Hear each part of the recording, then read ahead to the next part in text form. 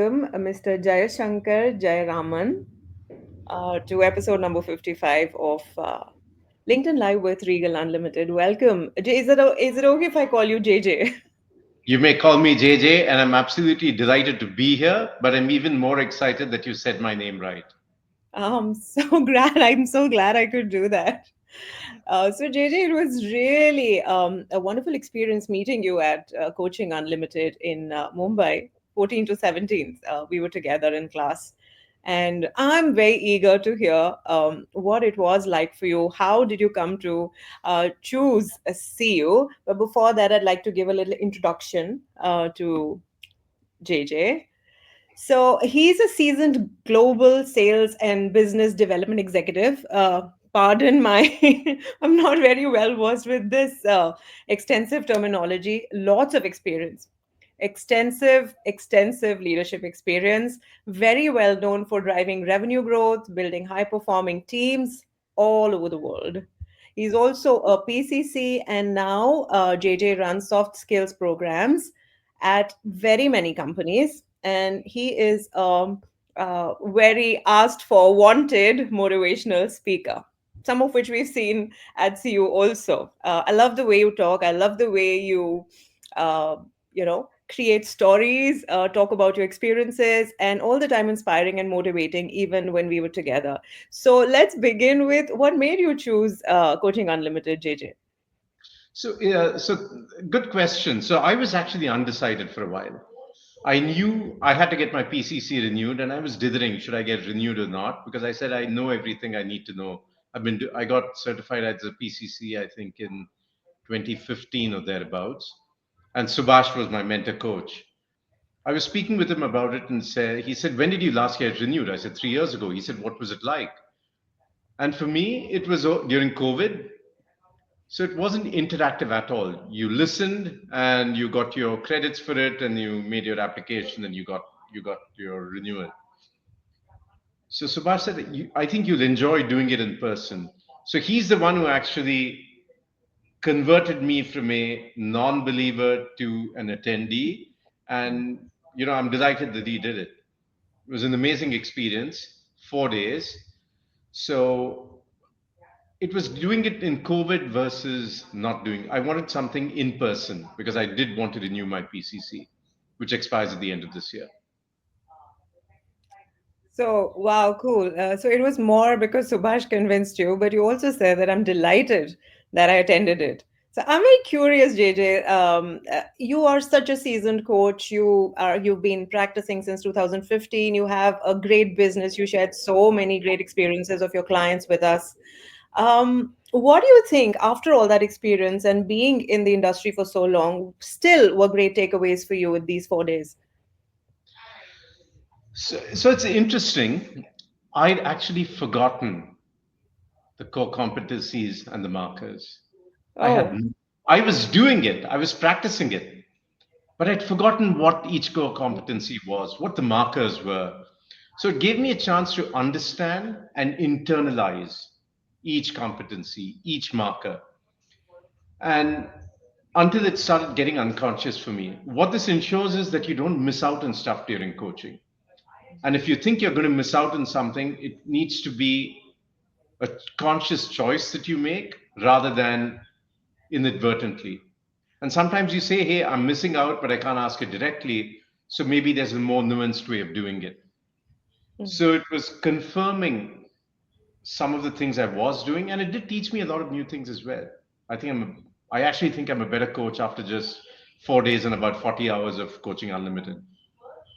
Wow, that's huge. You're saying you're a better coach after just those 4 days and 40 hours. Super Don't take cool. my word for it, ask my clients.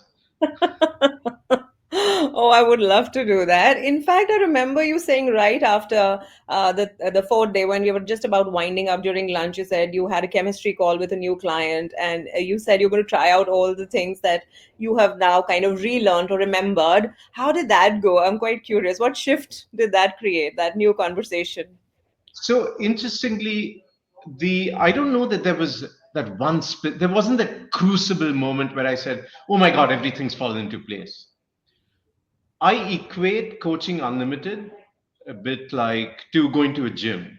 Let's say you sign up for a gym program and you say, hey, it's a 30-day program, I want abs of steel.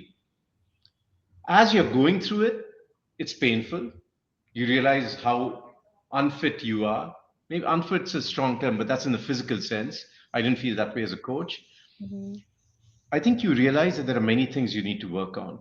And at the end of 30 days, you look back and say, goodness me, was I like this before? So I think it was the whole process that made me a better person. It wasn't that one moment, but there are so many things that I learned. You just feel more complete, you feel fitter, you're more confident. And these are things I think I'm going to bring in during my coaching sessions. There are little tidbits that I got out of it. So, one key thing I think I learned was 𝗀𝘁cie𝗿𝗶𝗲𝘀, who was one of the MCCs facilitating. I Oh. practice active listening. And I told him, I take notes during coaching. He said, how about this? If you want to be a rock star listener, commit to not taking notes. And I've started doing that for the past couple of weeks. I do not take notes during my coaching sessions. But the moment it's over, I do take notes and I transcribe everything that I think is relevant. Mhm. I think I'm much more present as a coach. So if you say, what's the shift? I say, that's the shift. I'm more present. I don't take notes. And I haven't missed out on anything. I'm able to pick up little changes in intonation of somebody's voice. I'm not focusing on writing. It's just listening, and I'm there. Eye contact. I was doing all these things, but something's changed. So I don't carry a pen and paper with me to any meeting. When I'm done, I just write up my notes. So I think that's the shift that happened. That's a single shift, but overall, it was the program that made a difference. This is just one of those little aspects. And a couple of other small things, Yeah, but this was my big, big takeaway from it. Everybody has a different takeaway. I thought sure. I was a great listener. John taught me how to be an even better listener. And the shift that happened was when we had a coaching session between Subhash and John, both PCCs. Some very powerful questions. The pause, trusting your intuition. I do all that, but I'm more deliberate about it now. To get Mhm. better, you have to be deliberate. So it's stuff I will do. I mean, it's just been 2 weeks, so it's hard to say, oh, I'm super deliberate about it right away. But that's a commitment I've made to myself and to my coaching practice. Wow, but that I feel that's also the marks of a true coach that the way we say chasing mastery, you're not saying that I've become super deliberate, but at least it's come to my consciousness now and I am trying or doing my best to be more deliberate. And I also love the presence thing that you said, that more present, watching body language. And intuition is one of your strong points. I remember you sharing a couple of great stories about intuition. How do you think that being more present kind of affects you being more intuitive as a coach? Or how else does that change your chemistry with your client? All coaches, different coaches have different strengths. The way I'm different is I use metaphor extensively. I always I follow all the coaching competencies, but we always have a laugh. There's always time for a laugh. Everybody wants to smile. Nobody's going to be stressed.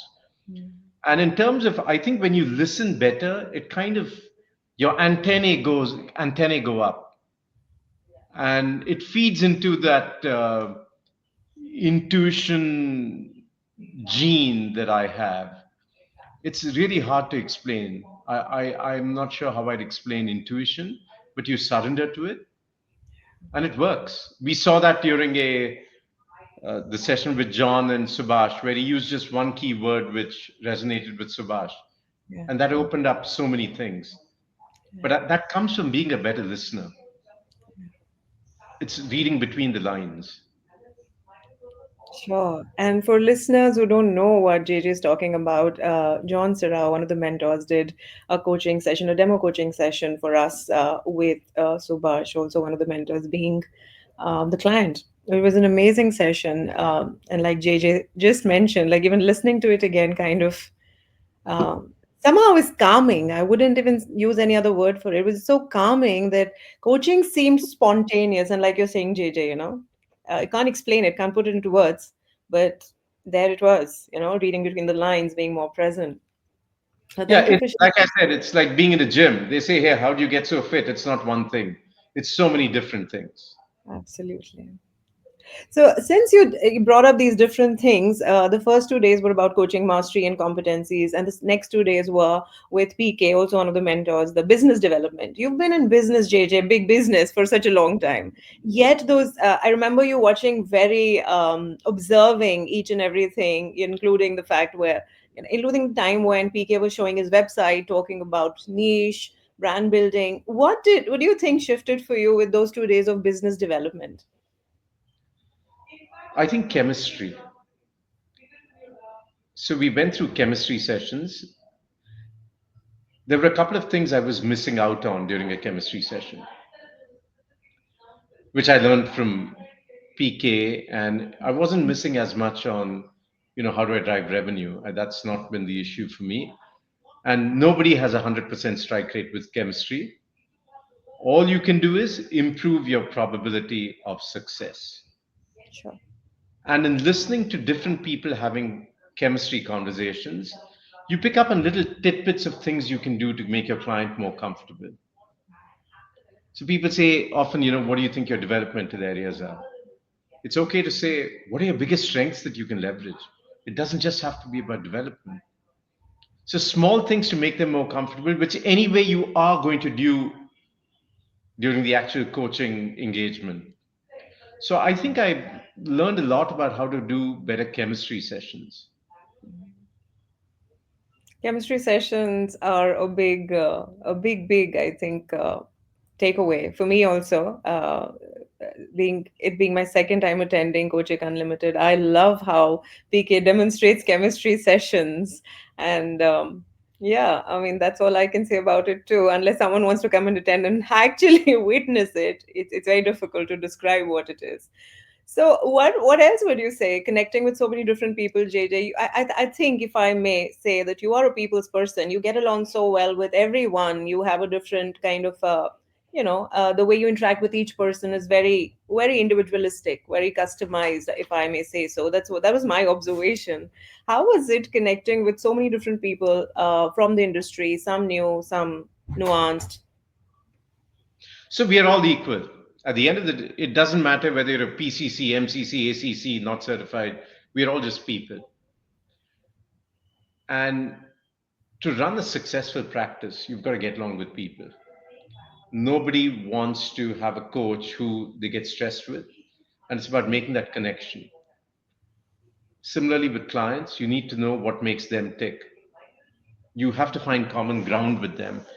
And what was remarkable was in this class, everybody found common ground with every other person. Mhm. And there's no one way of doing it. There are so many different ways that you can do it. And there were a couple of memorable moments for me. So for me, music is a great integrator. What made this class special was we had three participants who were amazing musicians. So during coffee break, they would sing. And it was fabulous. And people that don't sing very well were humming along with them. Yeah. So that was memorable. The only regret I have is that we had a concert level saxophone player in the group, and Yes. he refused to bring his sax in. So Yeah. John, if you're listening, that's you. I'm expecting it from you next time. So I think there's so much people bring to the table, and you have to give them their space to blossom. So it was a camaraderie for me, and I think attending Coaching Unlimited was different in that it's experiential. It's about the experience. It's not textbook. So it depends on how you want to become a better coach. You can read books, but that's not going to get you to the next level. It's about experiencing different coaching styles, different situations, the power of pause, how to bring people back on track if they are, wandering through a maze. That's what made it special. Everybody was the same, and whether I've been doing this for many many years, I learned from everybody. But you have to come in with humility. You can't say, "Hey, I've done it for 10 years. You don't yet have your PCC, so there's nothing I can learn from you." Trust me, you can learn from every single person. And if you embrace that, everyone's going to benefit. The other people, the facilitators. Mhm. So that's what made Coaching Unlimited special for me. There was no ego. Humility, no ego, loves that. And also, while it's like I resonate with what you said, like you can learn something from everyone, and everyone is at different phases, different journeys, I would say. And yeah, I totally resonate with what you said. Thank you, JJ. Also, I wanted to ask you for people who are, considering whether or not, because there are a few people who wonder, some people come in, like you said, for the renewals, but then they gain so much, just like you shared. But even if someone's not looking at just a renewal, what do you think somebody might be missing out on other than everything else we've spoken about? If they don't come to see you, what do you think they could be missing out on? So I think what you miss out on as a practicing coach is similar to what you miss out on in real life. Because to be a good coach, you've got to master those competencies and markers in the sense every day. It can't just be during CU and coaching sessions that you're practicing some of these skills. You need to be doing it every day. Now, I don't recommending coaching your spouse or your child or your parent. That model simply doesn't work. But I think you just become a better listener. You're present. You ask powerful questions. You give the other person space. I think those are the things that you miss out on, and if you don't do a program like this. And I would not have said this 3 weeks ago. I wouldn't have. I'm saying it now after having been through it. Thank you for that. And I love, and I will have to say I resonate with don't coach your spouse. Please don't coach your children. Don't try to. But interestingly, when you said listening, that's also part of coaching, the competencies and the coaching mindset. But if I may say so, if you can just be that space of listening with your spouse and children, I think that would work better than trying to coach them on, right? Um, Correct. And if somebody's speaking, not everything they say demands a response. Maybe they just want to vent and nod your head sagely, and they aren't looking for a solution. They just it's cathartic for people, and you have to respect that. And I think being a coach has helped me to decide whether they're venting or they're actually looking for a solution. 9 times out of 10, they're just venting. So it's better just to keep quiet and nod your head and just be there for them. And that happens in client situations as well. Give them their space. 9 out of 10, would you say? That Oh, yeah, really? Like, yeah. wow, My wow, experience. So wow. sometimes they just go off on a tangent and they get back on track. Everybody needs somebody to vent to. Yeah, I agree. And particularly in these times when media and mobiles and computers have become so addictive, I think that one-on-one connection, when you're giving the other person that space, and also have that space to be heard. Even us as coaches sometimes don't get that space to be heard. So I think would you say that it's kind of a mutually beneficial space for everyone? It is. It absolutely is. And you have to find what that space is. For me, if not, it's at home and I play golf a lot, so it's on the golf course. So we've got buddies who we meet just, once a week, but we spend 6 hours with them. And, we vent to each other and, have a beer after that and everybody's happy. Wow, that's cool. I'm a little jealous hearing that. Like, wow, that is super cool. So we are almost at 20 minutes, JJ. Before we wind up, is there anything that you would like to leave our listeners with as whatever it is for you? Yeah. So I believe, so I have another 3 years that my PCC is going to be valid. But I believe in another 18 months, I will come back to see you because I actually enjoyed it. It was a lot of fun. I learned a lot. I think I managed to share a little bit that others benefited from as well. And it was an amazing experience. It was 4 days, but time flew. All I'd say is give it a shot. Nothing ventured, nothing gained. Mm.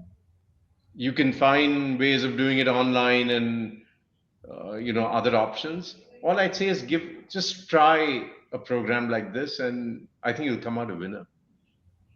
There's no downside. There's no downside. That's beautiful. Thank you so very much.